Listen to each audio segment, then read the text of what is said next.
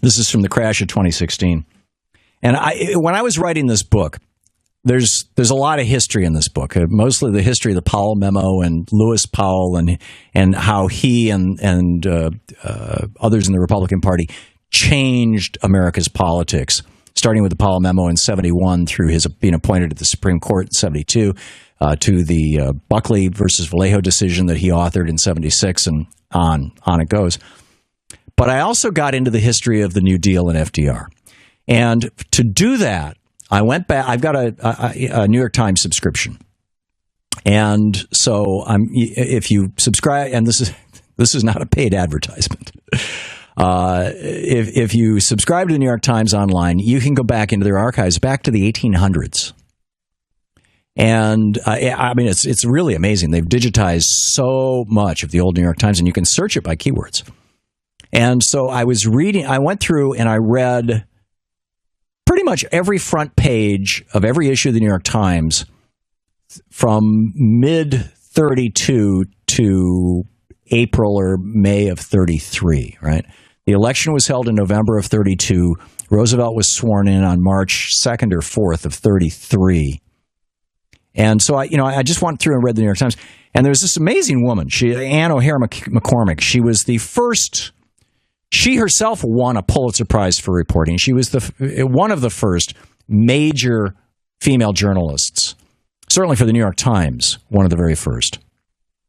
And she had spent a couple of years in Italy chronicling the rise of Benito Mussolini. So she understood executive power, how it's used and how it can be abused. And to read from my book, let me just share with you a couple paragraphs here. I think I can read this in a way that doesn't sound totally boring, because this is the actual words of the New York Times, and it's pretty mind-boggling. On March 19th, 1933, and if you've got a New York Times subscription, you can look this up. March 19, 1933, she wrote a full-page article for the New York Times. It was the entire page. And the headline, they had long headlines back then in the New York Times. Here's the headline. The nation renews its faith out of the swift succession of events that has marked 2 weeks of the New Deal. This fact stands out. This is 2 weeks into the Roosevelt presidency, 1933, March 19. This fact stands out that the confidence of the people in government has been reestablished. That was the headline. And then in the article she writes, most of all, President Roosevelt is an instrument of history. He said, FDR's first 2 weeks were more than a transfer of authority from one party to another.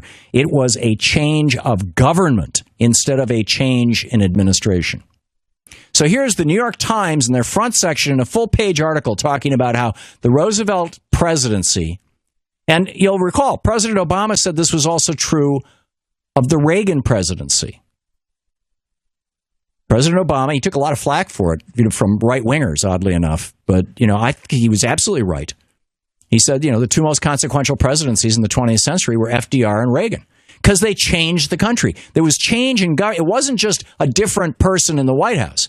It was taking the country in a whole different direction. So anyhow, back to Ann McCormick. She wrote, I wrote in my book, Crash of 2016, people who'd lost hope that the federal government could ever be their advocate had the first three words of the Constitution, we the people, had been hijacked by banksters and profiteers, that the government could never work for them, had their faith renewed in American institutions. Now, quoting again from Ann McCormick in the New York Times, 1933, one suspects that President Roosevelt expresses the kind of revolution that fires the American mind, a 100% American revolution whose manifesto is the Constitution. And by Roosevelt's force of personality, Congress is going along.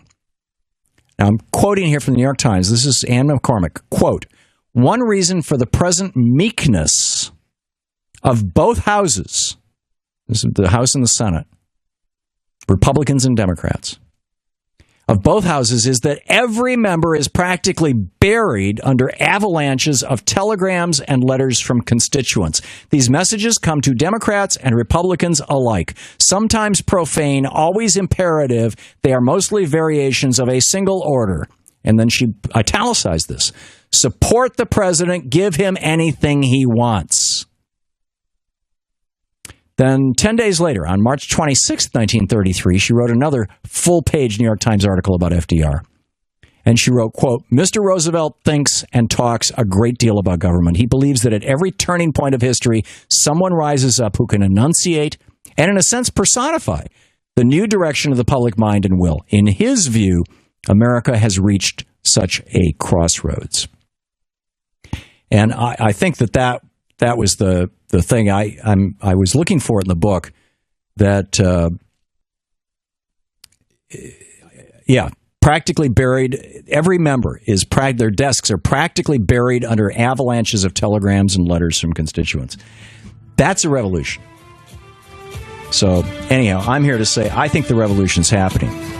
I think, frankly, that Bernie has started on the Democratic side and Trump has started on the Republican side. But I think that whoever the ultimate nominee is and whoever becomes president is going to have to pick up that revolution and run with it. Because the American people are fed up. In fact, I think the revolution started in 2007. And that, Obama was a revolutionary candidate. You're listening to the Thom Hartmann Program. Call 202-536-2370. And thank God he was elected, and he's done an enormous amount of good, and now it's time to build on that. To watch more clips from our programs, hit the Watch More Videos button over here. And please be sure to hit the handy-dandy subscribe button so you'll always be up to date. Tag, you're it.